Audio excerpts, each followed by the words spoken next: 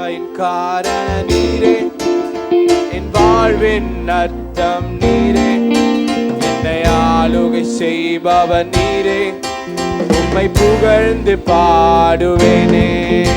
என் நம்பிக்கையின் காரண நீரே, ஆளுகை செய்பவர் நீரே, உம்மை புகழ்ந்து பாடுவேன். உம்மை ஆராதிப்பேன், ஆர்ப்பரிப்பேன், ஆயுள் வரை உம்மை ஸ்தோத்தரிப்பேன். உம்மை ஆராதிப்பேன், ஆர்ப்பரிப்பேன், ஆயுள் வரை உம்மை ஸ்தோத்தரிப்பேன்.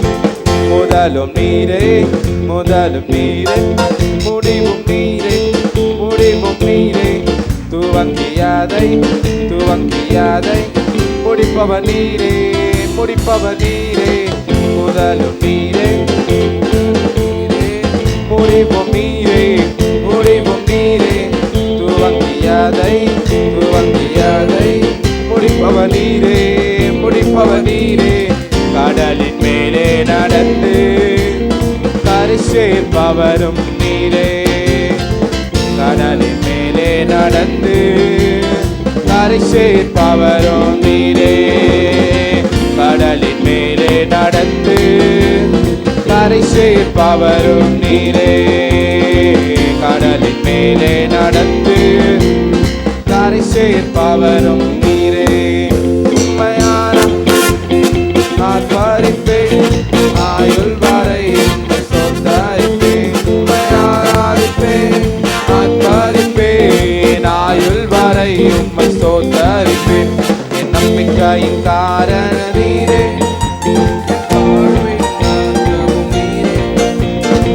ஆளுகை செய்பவர் நீரே, உம்மை புகழ்ந்து பாடுவேனே.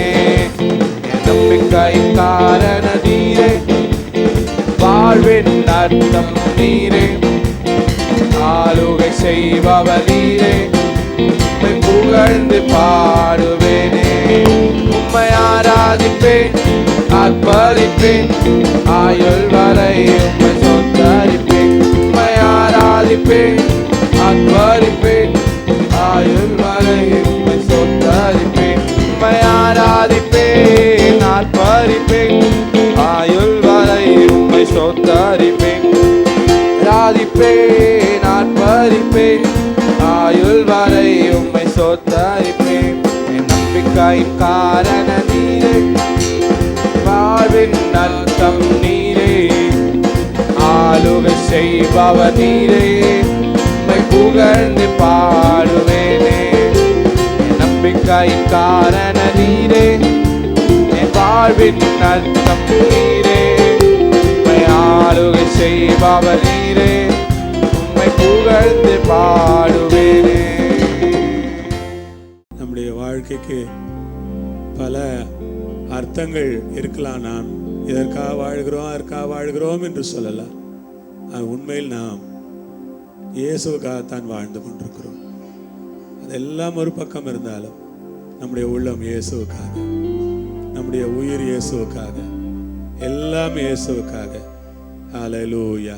இந்த காலையிலே நாம் ஆண்டவரை ஆராதனை செய்து அவரை மகிமைப்படுத்தலாம், அவரை உயர்த்தலாம். அவரை ஆராதிப்பது எவ்வளவு சந்தோஷம். எல்லாரும் கரங்களை உயர்த்தி அவரை ஆராதிக்கலாம், கரங்களை உயர்த்தி அவரை ஸ்தோத்திரிக்கலாம். ஓ தேவனே, நீர் மிகவும் நல்லவர். தேவனே, நீர் சர்வ வல்லவர். வாய்களை திறந்து அவரை ஸ்தோத்திரிக்கலாமா? நம்முடைய உதடுகளெல்லாம் கர்த்தரை துதிக்கட்டும், நம்முடைய உள்ளங்களெல்லாம் கர்த்தரை துதிக்கட்டும். ஓ ரபா ஷகரபலா கரலா தீரபலா கர. எல்லாம் வாய் திறந்து பேசுங்க, ஆண்டவர்கிட்ட பேசுங்க, அந்நிய பாஷைகள் பேசுங்க. கர்த்தரை உயர்த்தும் துதிகளால் உங்கள் உள்ளம் நிறைந்திருக்கட்டும். ஆண்டவரை உங்களுடைய ஸ்தோத்திர பலிகளால், துதி பலிகளால், நன்றி பலிகளால் கர்த்தரை உயர்த்துங்கள். அவர் ஆராதனைக்குரியவர், அவர் ஆராதனைக்கு பாத்திரர், அவர் ஆராதிக்கப்பட வேண்டியவர். ஓ ரபா ஷகரபலா கரலா தீரபலா கரலா. எல்லாரும் கைகளை உயர்த்தி ஆண்டவரை நோக்கி, அப்பா ஏசப்பா, உம் அருகிலே நாங்கள் வர்றதுக்கு, இந்த பகல் வேலை நீங்கள் தந்த ஒரு கிருபைக்காக, உண்மை கிட்டி சேரத்துக்கு ஒரு கிருபை தந்ததுக்காக ஆண்டவரை நோக்கி நம்ம இந்த பாடலை பாடி நன்றி சொல்லுவோமா? இயேசுவே அருகினிலே ஆவலா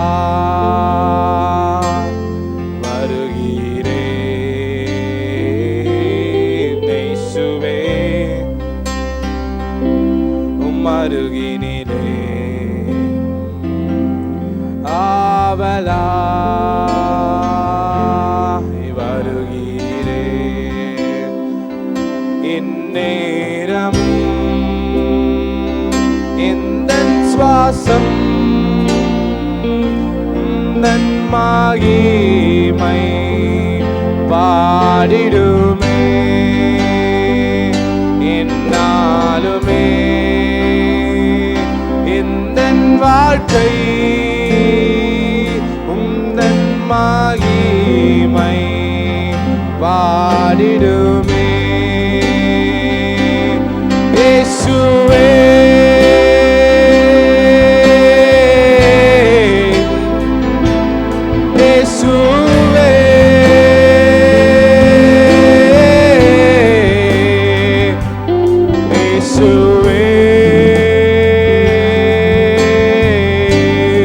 கரங்களை உயர்த்தி இயேசுவே அருகினிலே ஆவலா வருகிறேன் அப்பா இயேசுவே அருகினிலே ஆவலா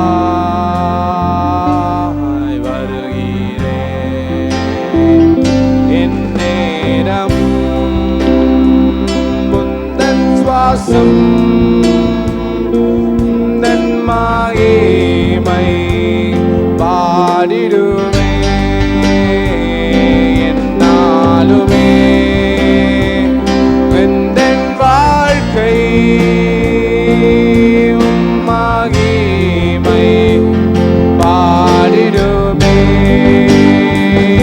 என்னாலுமே எந்தன் வாழ்க்கை மகிமை பாடிடுமே இயேசுவே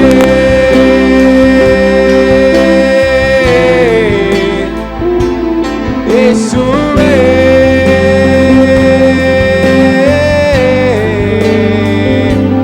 இயேசுவே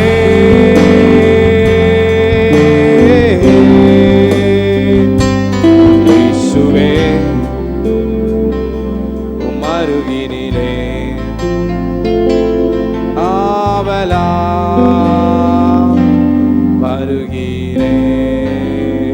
வருகிறேன் இயேசுவே அருகினிலே ஆவலா வருகிறேன். ஒரு தடவை சொல்லுவோமா? இயேசுவே அருகினிலே ஆவலா நான் வருகிறேன்.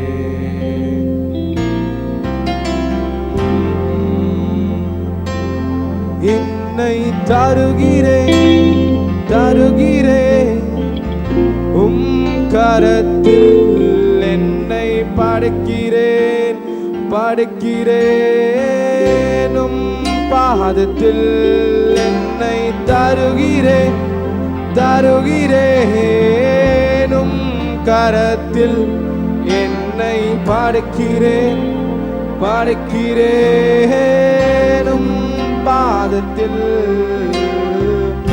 உருவாக்குமே என்னை உருவாக்குமே உருவாக்குமே. எல்லாரும் வாயில திறந்து சொல்லுவோமா? உருவாக்குமே உருவாக்குமே என்னை உருவாக்குமே உருவாக்குமே என்னை உருவாக்குமே. என்னை தருகிறேன் தருகிறேன் உம் கரத்தில் என்னை படைக்கிறேன் படைக்கிறேன் உம் பாதத்தில் என்னை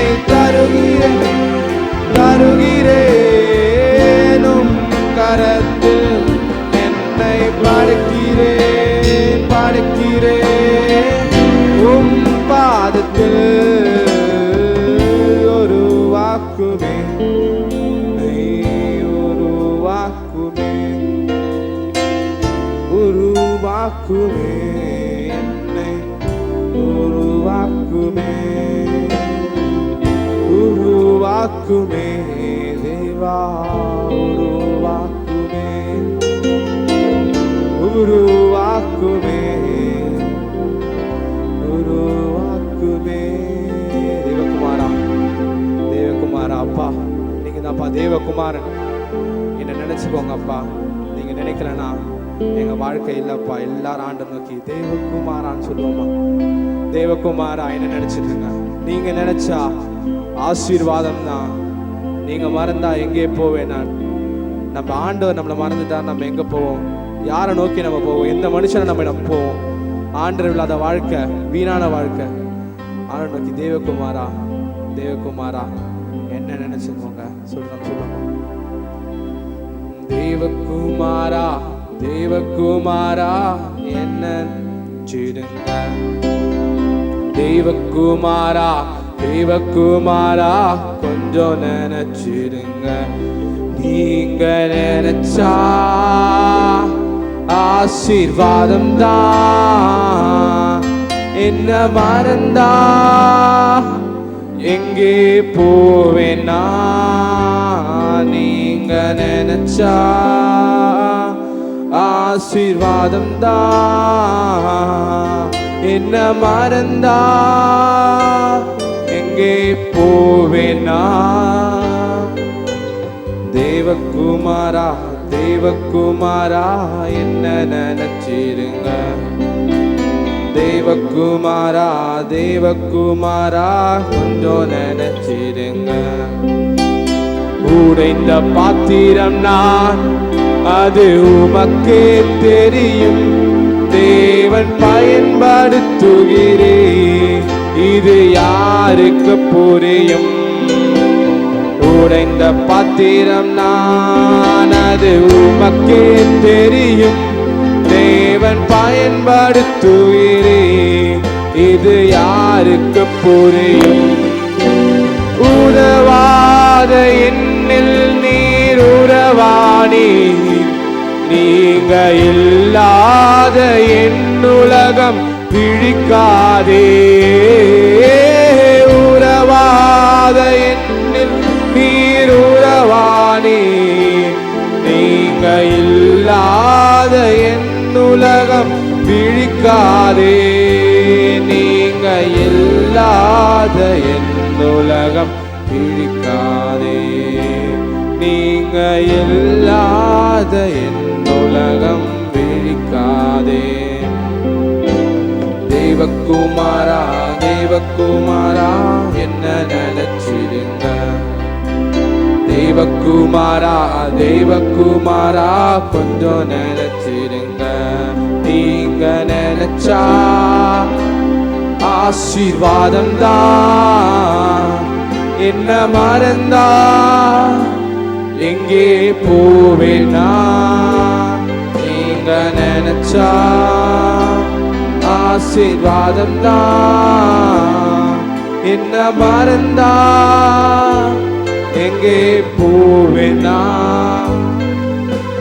தேவகுமாரா, தேவகுமாரா என்ன நினைச்சிருங்க. தேவகுமாரா, தேவகுமாரா கொஞ்சம் நினைச்சிருங்க.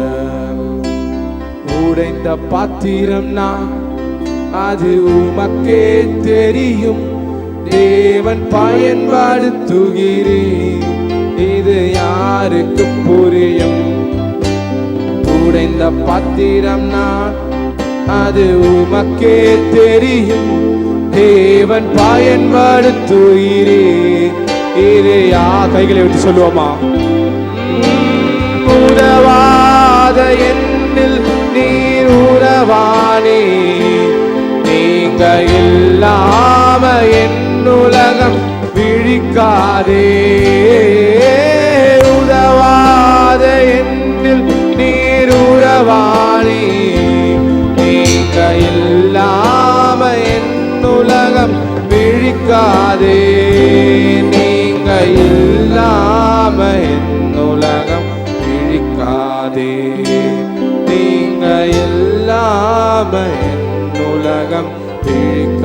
பிடியாதே. தேவகுமாரா தேவகுமாரா என்ன நினைச்சிடுங்க. தேவகுமாரா தேவகுமாரா கொஞ்சம் நினைச்சிடுங்க. தேவகுமாரா தேவகுமாரா என்ன நினைச்சிடுங்க. தேவகுமாரா தேவகுமாரா கொஞ்சம் நினைச்சிடுங்க. உம்மை மறந்து வாழ்ந்தவன் நான், அது உமக்கே தெரியும். உம்மை மறுதலித்தவன் நான், இதை உலகே அறியும். உம்மை மறந்து வாழ்ந்தவன் நான், அது உமக்கே தெரியும். உம்மை மறுதலித்தவன் நான், இதை உலகே அறியும்.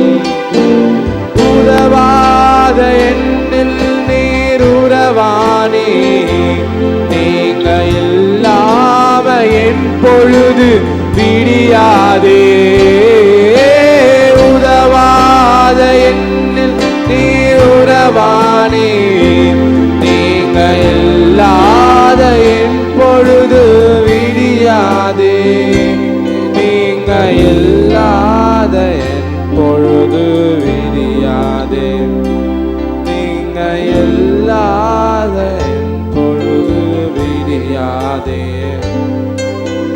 தேவகுமாரா தேவகுமாரா என்ன நினைச்சிடுங்க.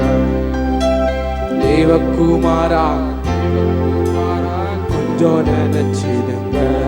நீங்க நினைச்சா ஆசீர்வாதம் தான்.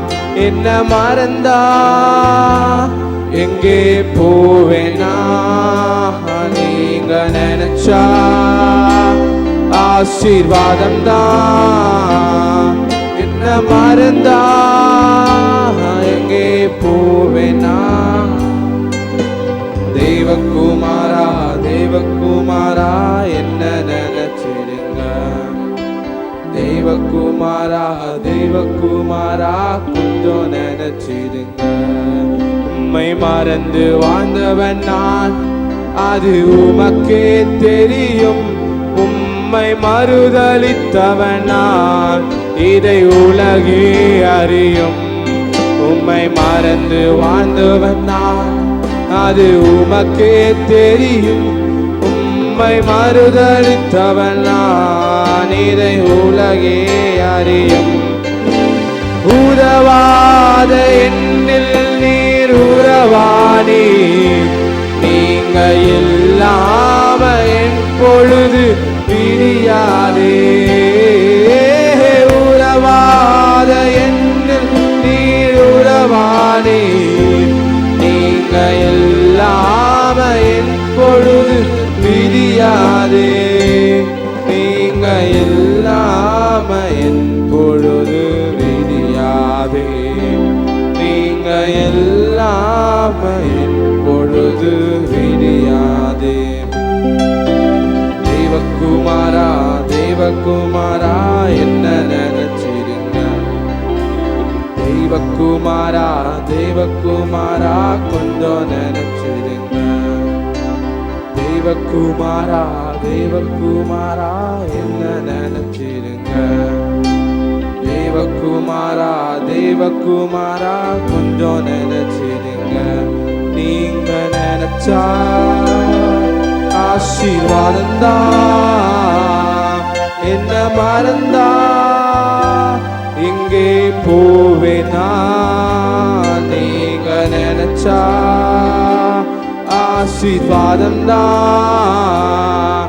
என்ன மறந்தா எங்கே போவேனா. தேவகுமாரா தேவகுமாரா என்ன நினைச்சிடுங்க. தேவகுமாரா தேவகுமாரா கொஞ்சம் நினைச்சிடுங்க. உடைந்த பத்திரம் தான், அது உமக்கே தெரியும். தேவன் பயன்படுத்துகிறேன், இது யாருக்கு புரியும். உடைந்த பாத்திரம் நான், அது உமக்கே தெரியும். தேவன் பயன்படுத்துகிறேன், இது யாருக்கு புரியும். உதவாத என்னில் நீர் உறவானே, நீங்க இல்லாம என் உலகம் பிழிக்காதே. உறவாத என்னில் நீர் உறவானே, நீங்க இல்லாத என் உலகம் பிழிக்காதே. நீங்க இல்லாத என் உலகம், நீங்க இல்லாத என் உலகம் பிழிக்காதே. தேவகுமாரா தேவகுமாரா என்ன நினைச்சிடுங்க. தேவகுமாரா தேவகுமாரா கொஞ்சம் நினைச்சிடுங்க. ஓ தேவகுமாரா தேவகுமாரா என்ன நினைச்சிடுங்க. தேவகுமாரா தேவகுமாரா கொஞ்சம் நினைச்சிடுங்க. நீங்க நினைச்சா ஆசீர்வாதம்தான், உண்மை மறந்தா எங்கே போவேனா. நீங்க நினைச்சா ஆசீர்வாதம்தான், எங்கே போவேனா. தேவகுமாரா தேவகுமாரா என்ன நினைச்சிருங்க. தேவகுமாரா தேவகுமாரா கொஞ்சம் நினைச்சிருங்க. தேவகுமாரா தேவகுமாரா என்ன நினைச்சிடுங்க. தேவகுமாரா தேவகுமாரா கொஞ்சம் நினைச்சிடுங்க. பரலோகத்தின் பிதாவே, இந்த வேளையிலே உம்முடைய கரத்தில் எங்களை கொடுக்கிறோம். தேவகுமாரனாகிய இயேசுவின் கரத்தில் எங்களை கொடுக்கிறோம். தேவகுமாரனே, உம்மை நாங்கள் உயர்த்தி இருக்கிறோம். அப்பா, 2 கரங்களை உயர்த்தி சொல்லுங்க. நாம் என்ன பாடினோமோ அது உண்மையா என்று நீங்கள் யோசித்து பாருங்கள். உங்கள் உள்ளம் சொல்லும், ஆம், அது உண்மைதான். அவர் என்னை மறந்தால் நான் போகிறதற்கு எனக்கு வேறொரு இரட்சகர் இல்லை. அவர் என்னை மறந்தால் நான் எங்கே போவேன்? ஆண்டவர் நம்மை மறக்க மாட்டார். வேதம் சொல்லுகிறது, கர்த்தர் நம்மை நினைத்திருக்கிறார், அவர் ஆசீர்வதிப்பார். கர்த்தர் நம்மை நினைத்திருக்கிறார், அவர் ஆசீர்வதிப்பார். கர்த்தர் நம்மை நினைத்திருக்கிறார், அவர் ஆசீர்வதிப்பார். நீங்க நினைச்சா ஆசீர்வாதம் தான். நீங்க என்ன நினைச்சாலே, நீங்க என்ன நினைச்சு பார்த்தாலே, என்னை குறித்து நீங்க நினைச்சாலே நான் ஆசீர்வதிக்கப்பட்டு விடுவேன். அதற்காக நான் உம்மை இந்த வேளையிலே ஸ்தோத்தரிக்கிறேன். எங்களை தாழ்த்துகிறோம் ஆண்டவரே, உமக்கு ஸ்தோத்திரம். நான் ஒரு உடைந்த பாத்திரம், ஆனால் நீர் பயன்படுத்துகிறீர், அது உம்முடைய கிருபை. உமக்கு நன்றி சொல்லுகிறேன். உம்மை மறந்தவர்கள், உம்மை மறுதலித்தவர்கள் பல நேரங்களிலே உம்முடைய இருதயம் துக்கப்படும்படியாக நாங்கள் காரியங்களை செய்திருந்தாலும் கூட ஆண்டவரே, எங்களை இம்மட்டும் மன்னித்து எங்கள் மேல் கிருபையாயிருக்கிற உம்முடைய அன்பிற்காக, தயவிற்காக எங்களை தாழ்த்தி உம்முடைய கரங்களில் ஒப்பு கொடுத்து ஜெபிக்கிறோம். வந்திருக்கிற உம்முடைய மக்களை எல்லாம் ஆசீர்வதிப்பீராக. அவர்களோடு இந்த காலை வேளையிலே முகமுகமாய் திட்டவட்டமாய் நேரடியாய் பேசுவீராக. இயேசுவின் நல்ல நாமத்தில் கேட்கிறோம் பிதாவே. நாம் வழக்கமாக புதிய ஏற்பாட்டு வாக்குத்தத்தங்கள் என்கிற தலைப்பிற்கு கீழே தொடர்ந்து சிந்தித்து வருகிறோம். கடந்த வாரம் மேற்கொள்ளுகிற விசுவாசத்தை உடைய யோசுவாவையும் இஸ்ரவேல் மக்களையும் குறித்து நாம் சிந்தித்தோம். அது நமக்கு பிரயோஜனமாகவும் ஆசீர்வாதமாகவும் இருந்திருக்கும் என்று நான் நம்புகிறேன். இந்த வாரத்திலே நாம் விசுவாசத்தினுடைய 17வது பகுதியாக கிதியோனை குறித்து நாம் படிக்கப் போகிறோம். எபிரெயர் 11ஆம் அதிகாரம் 32வது வசனத்தை எல்லாரும் திருப்பி வைத்துக் கொள்ளுங்கள். எபிரெயர் 11 32. பின்னும் நான் என்ன சொல்லுவேன்?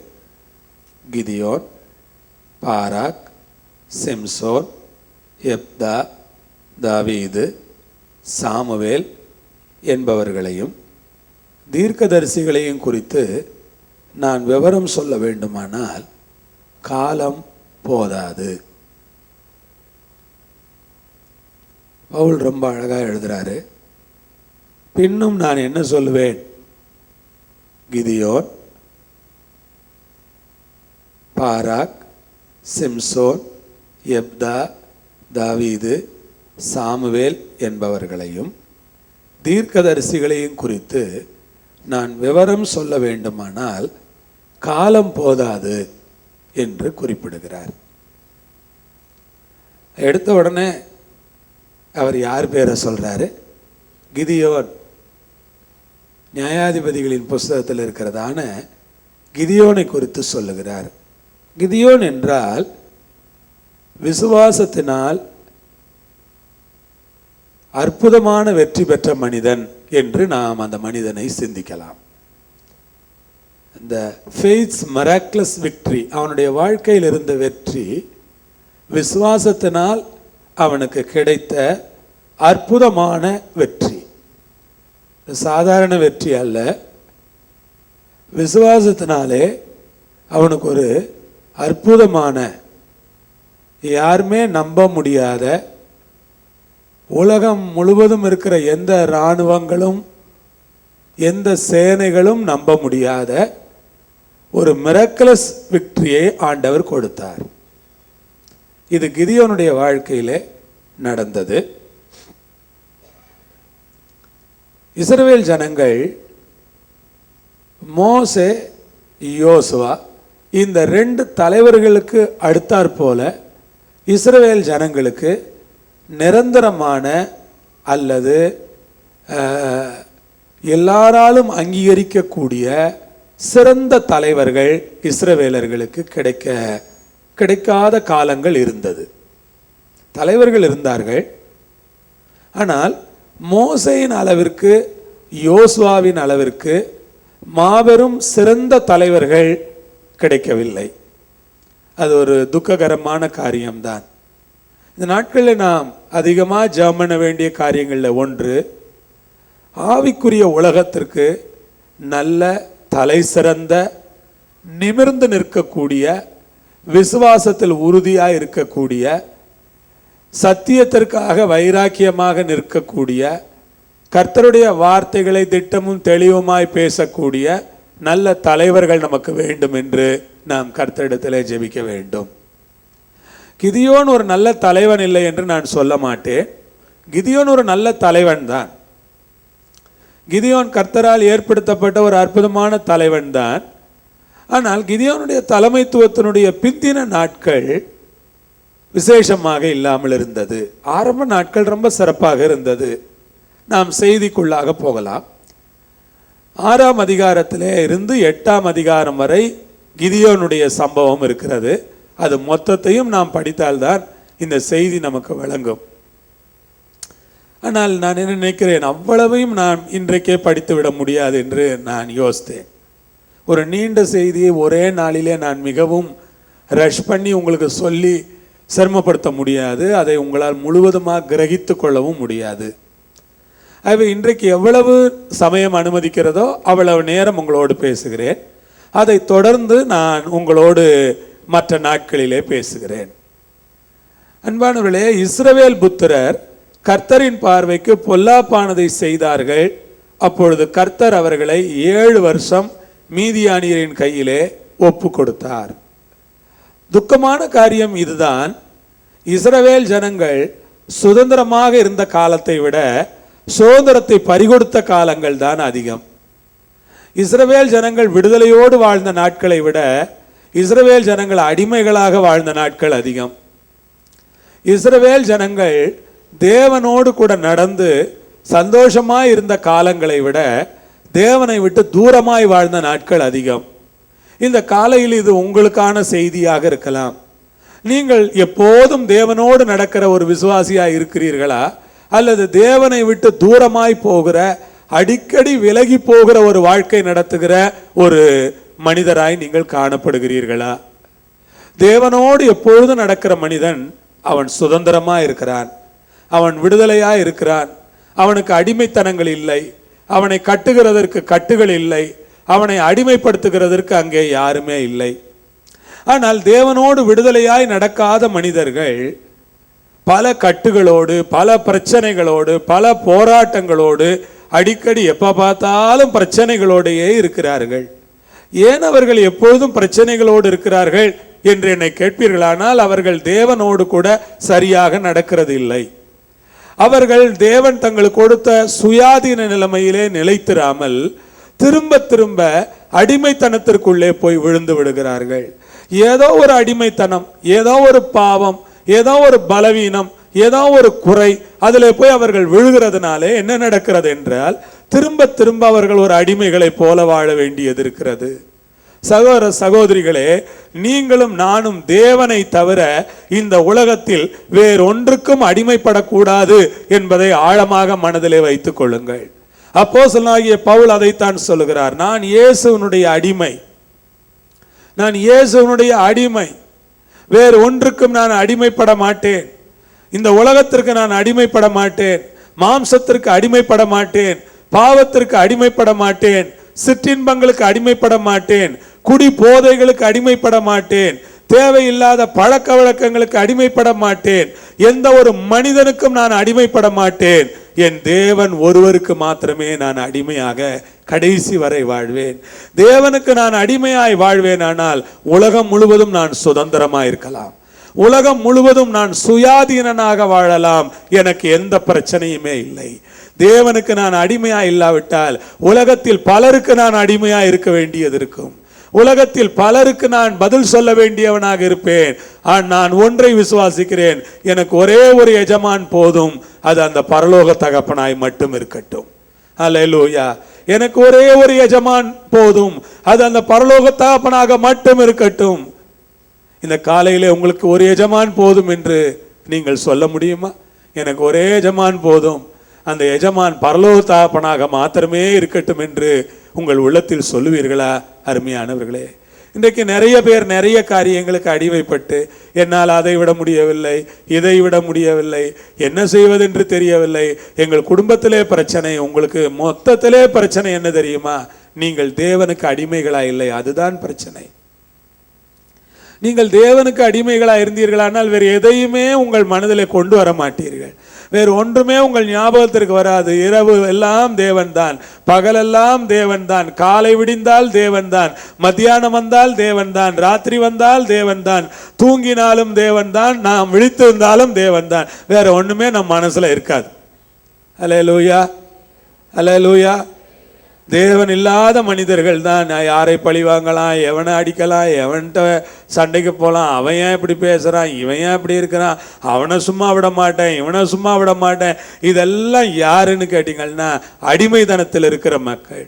அந்த இஸ்ரவேல் ஜனங்களை கர்த்தர் பொல்லாப்பானதை செய்த பொழுது அவர்களை கர்த்தர் அடிமைத்தனத்திற்கு ஒப்புவித்து விட்டார். 7 வருஷம் மீதியானியருடைய கையிலே அவர்கள் அடிமைகளாக இருந்தார்கள். அப்பொழுது கர்த்தர் அவர்களுக்கு ஒரு தீர்க்கதரிசி அனுப்பினார்.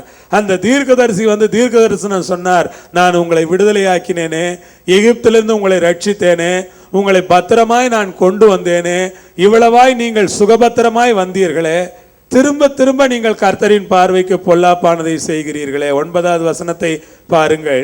எகிப்தியர் கையினின்றும் உங்களை ஒடுக்கின யாவருடைய கையினின்றும் உங்களை ரட்சித்து அவர்களை உங்களுக்கு முன்பாக துரத்தி அவர்கள் தேசத்தை உங்களுக்கு கொடுத்து, நான் உங்கள் தேவனாய் கர்த்தர் என்றும் நீங்கள் குடியிருக்கும் அவர்கள் தேசத்தில் உள்ள எமோரியருடைய தேவர்களுக்கு பயப்படாதிருங்கள் என்றும் உங்களுக்கு சொன்னேன். நீங்களோ என் சொல்லை கேளாதே போனீர்கள் என்று சொன்னான். கர்த்தர் சொன்னாரா? அவர்கள் அவருடைய சொல்லை கேளாமற் போனார்களா? கர்த்தர் என்ன சொன்னார்?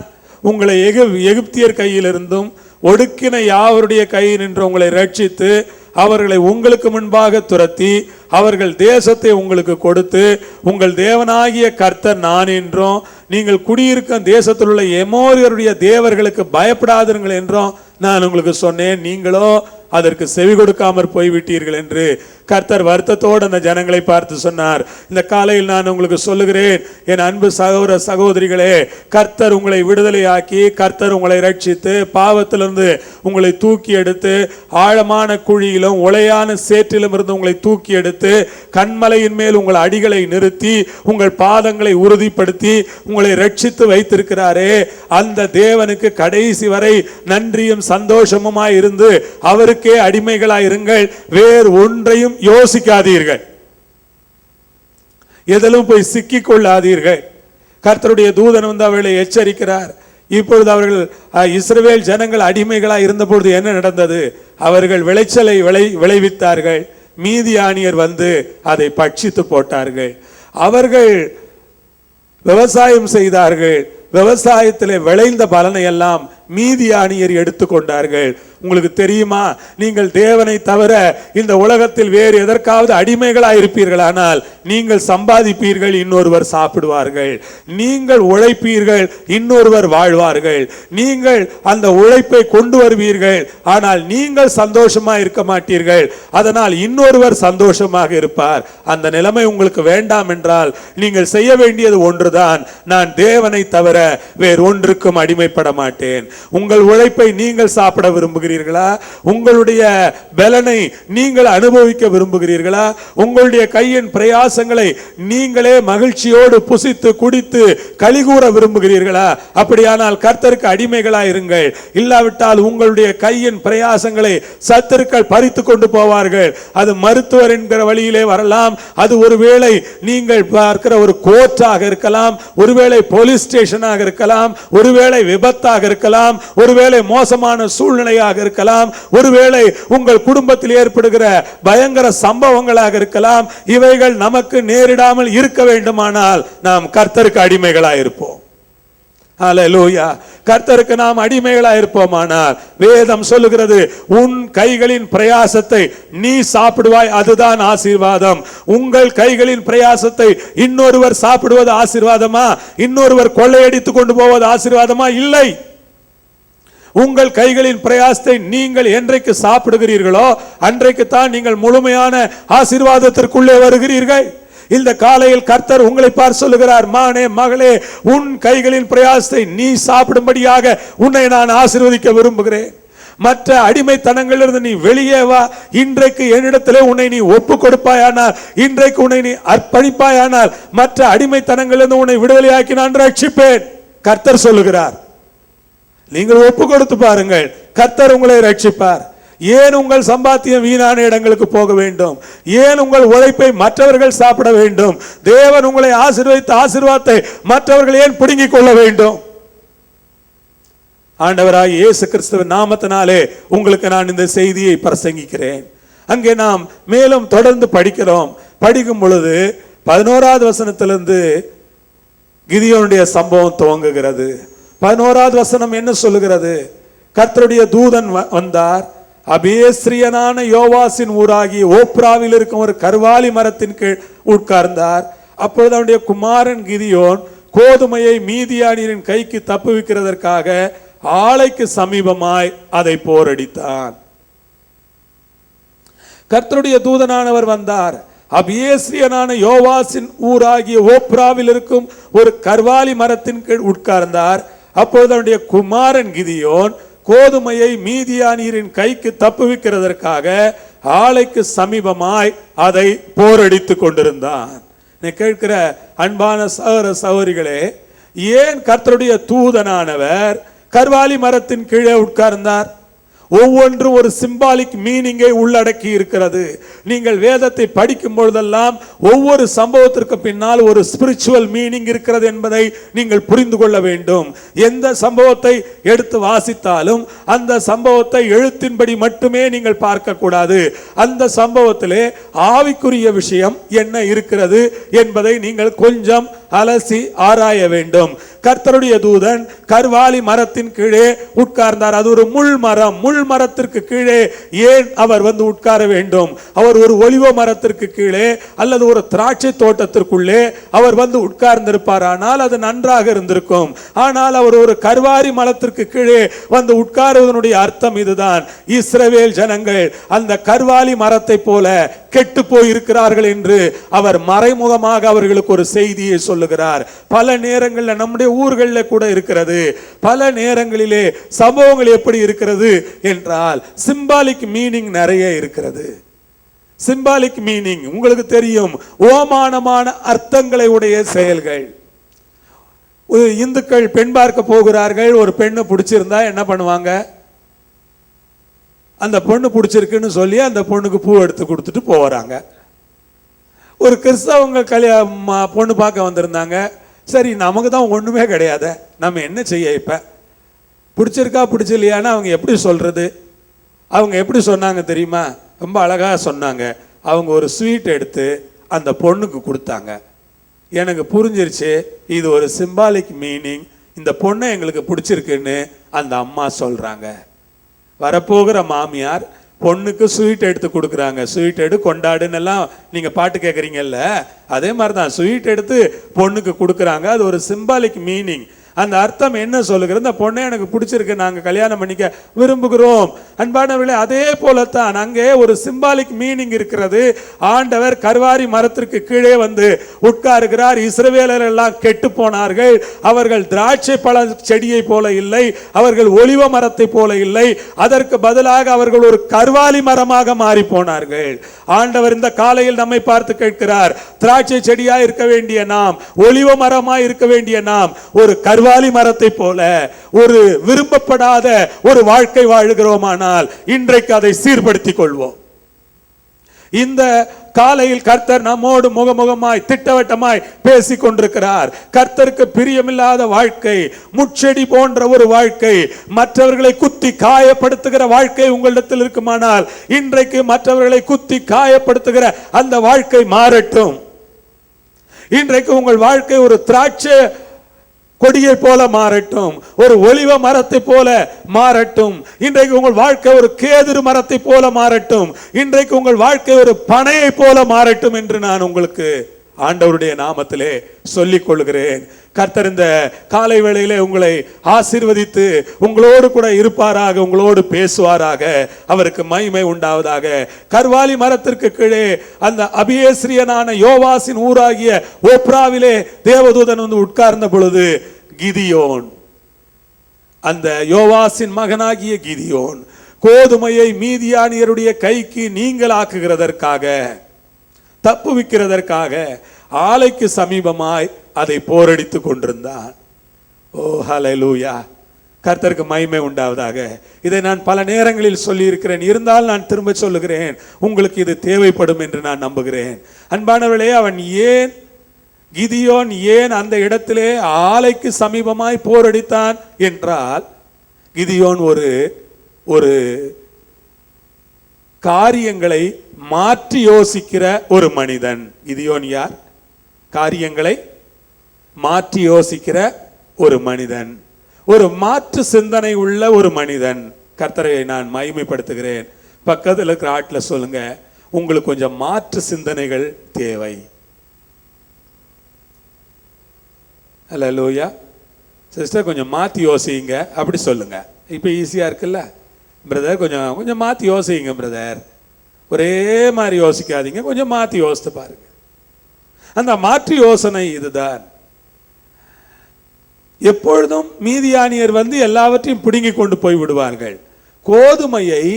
கோதுமை போரடிக்கிற களஞ்சியத்திலே போரடித்தால் அது கோதுமை விளைகிற நாட்களா இருந்ததினால் இந்த மீதியானியர் வந்து பிடுங்கி கொண்டு போய் விடுவார்கள் என்பது அவனுக்கு தெரியும். ஆகவே அவன் என்ன நினைக்கிறான், கோதுமையை அந்த களஞ்சியத்திலே போரடிப்பதற்கு பதிலாக திராட்சை பழம் பறிக்காத காலம் அது திராட்சை பழ காலம் அல்ல. ஆகவே நாம வந்து இந்த திராட்சை ஆலைக்கு பக்கத்துல கொண்டு போய் போரடிச்சா அங்க யாருமே வரமாட்டாங்க. ஏனென்றால் இது அந்த காலம் இல்லாததுனாலே எதிரிகள் அங்கே வரமாட்டார்கள் என்று கொஞ்சம் மாற்றி யோசித்தான், அவ்வளவுதான். இப்ப புரிஞ்சுச்சா? கொஞ்சம் மாற்றி யோசிப்பீங்களா? Price the Lord. அதுதான் ஆண்டவருடைய ஞானம். ஆண்டவருடைய ஞானம் ஒரு மனிதனுக்கு இருக்க வேண்டும். ஆண்டவர் இன்றைக்கு யாரை தேடுகிறார்? யாரை தேடி வர விரும்புகிறார், யாரை தனக்காக பிடிக்க விரும்புகிறார், யாரை தனக்காக தெரிந்து கொள்ள விரும்புகிறார் தெரியுமா? யாரிடத்திலே தெய்வீக ஞானம் இருக்கிறதோ அவர்களை தேடி கர்த்தர் வர விரும்புகிறார். Price the Lord. சிலரிடத்துல தெய்வீக ஞானம் இருக்கும், அளவுக்கு அதிகமாக கர்த்தர் அந்த தெய்வீக ஞானத்தை சிலருக்கு ஆண்டவர் கொடுப்பார். அப்படி மாற்றி யோசிக்கிற மக்கள் ஆசீர்வதிக்கப்பட்ட மக்கள். அவன் கொஞ்சம் மாற்றி யோசித்தான். எதிரிகள் எங்கே நிச்சயமாக வரமாட்டார்களோ அங்கே அவன் போரடித்துக் கொண்டிருந்தான்.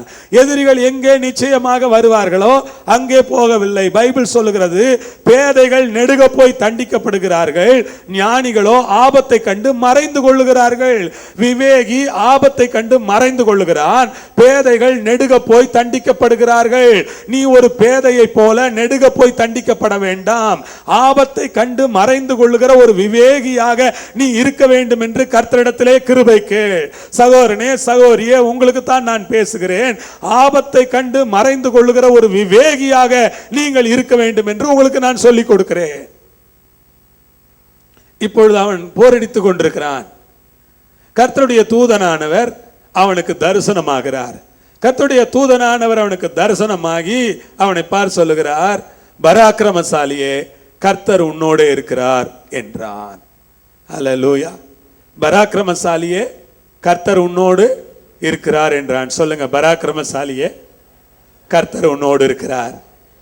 பக்கத்துல இருக்க ஆள் கையை பிடிச்சு சொல்லுங்க, உங்களுக்கு பக்கத்துல இருக்க ஆளுக்கு சொல்லுங்க, பராக்கிரமசாலியே சொல்லுங்க. பக்கத்துல இருக்க ஆளை சந்தோஷமா பார்த்து சொல்லுங்க, பராக்கிரமசாலியே, பராக்கிரமசாலியே, பராக்கிரமசாலியே, கர்த்தர் உன்னோடு இருக்கிறார், கர்த்தர் உன்னோடு இருக்கிறார், கர்த்தர் உன்னோடு இருக்கிறார்.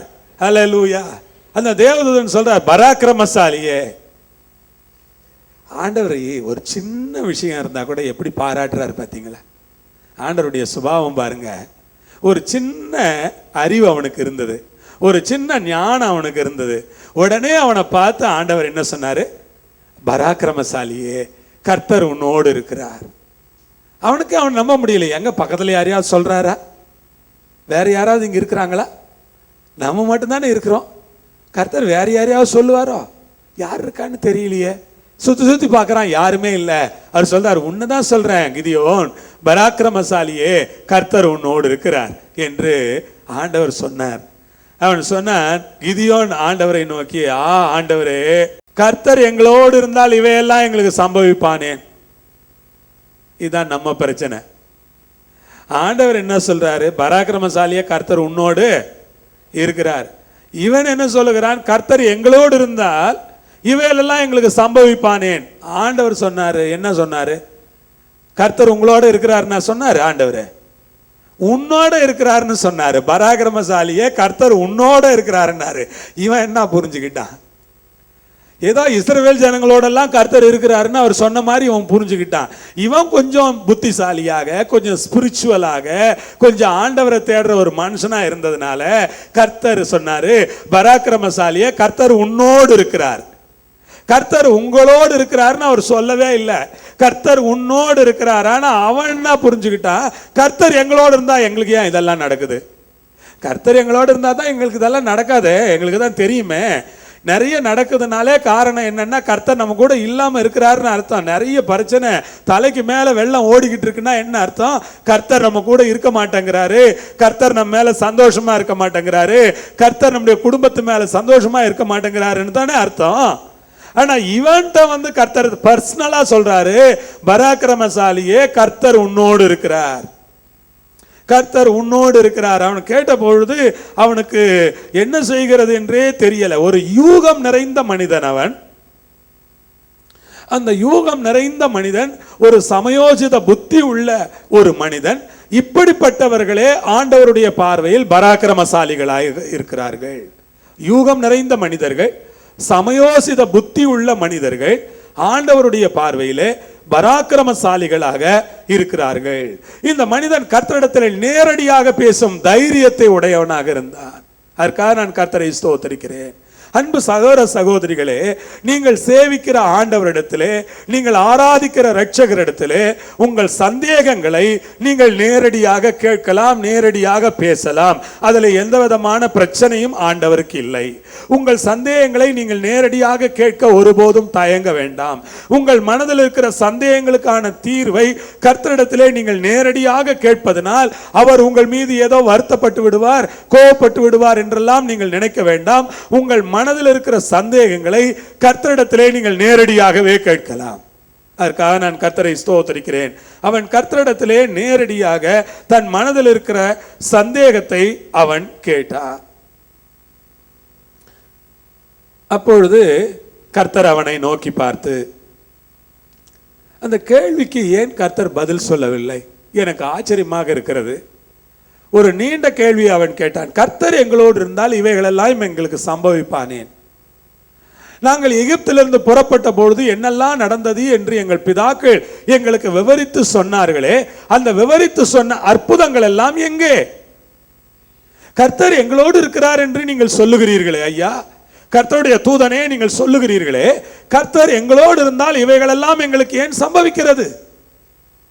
எகிப்திலிருந்து எங்கள் பிதாக்கள் புறப்பட்ட போது நடந்த அற்புதங்களை குறித்து விவரித்து சொன்னார்களே, அதெல்லாம் இப்பொழுது எங்கே போய்விட்டது என்று அவன் கேட்கிறான். இந்த எந்த கேள்விக்குமே கர்த்தரிடத்திலிருந்து பதில் இல்லை. பைபிள் என்ன சொல்லுகிறது தெரியுமா?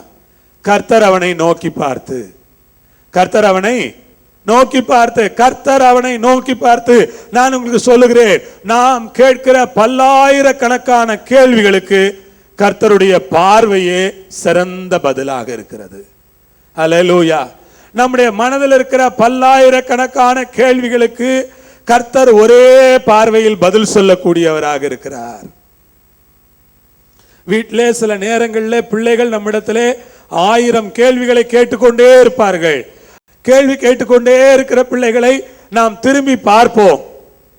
நாம் திரும்பி பார்ப்போமானால் அந்த பிள்ளைகள் புரிந்து கொள்வார்கள், அந்த ஒரே பார்வையிலே என்னிடத்தில் பணம் இல்லை, உனக்கு வாங்கி கொடுக்க முடியாது, நீ என்ன பேசினாலும் வாங்கி கொடுக்க முடியாது, எவ்வளவு கத்தினாலும் வாங்கி கொடுக்க முடியாது, தலைகீழாக நின்றாலும் நீ வாங்கி கொடுக்க முடியாது, நீ என்ன செய்தாலும் வாங்கி கொடுக்க முடியாது, ஏனென்றால் இப்பொழுது என்னிடத்திலே உனக்கு வாங்கி கொடுக்க வசதி இல்லை என்று ஒரே பார்வையிலே பதில் சொல்லுகிற பெற்றோர் இங்கே இருப்பார்கள். கத்திக்கிட்டே இருப்பாங்க, பிள்ளைங்க கேட்டுக்கிட்டே இருப்பாங்க. எவ்வளவு நேரம் கேட்கிறேன், எத்தனை தடவை கேட்கறது? உங்களுக்கு ஒரு தடவை கேட்டா காதுல விழாதா? 10 தடவை கேட்டா கூட உங்களுக்கு புரியாதா? எத்தனை தடவை உங்கள்கிட்ட கேட்கறது? உங்களுக்கு காது கேட்கலையா? உங்களுக்கு என்ன காது செவிடா? நீங்க என்ன கண்ணு தெரியலையா? பிள்ளைங்க 1000 கேள்விகள் கேட்பாங்க. அம்மா திரும்பி பார்ப்பாங்க, பார்த்துட்டு மறுபடியும் திரும்பிக்குவாங்க. பையன் வாயை மூடிட்டு, அதுக்கு வேற வாயை திறந்தா என்ன நடக்கும்னு அவனுக்கு தெரியும். ஒன்று விளக்கு மாத்தல விழும், இல்லை வேற எதுலையாவது அவனுக்கு விழுந்துரும்னு தெரியும்.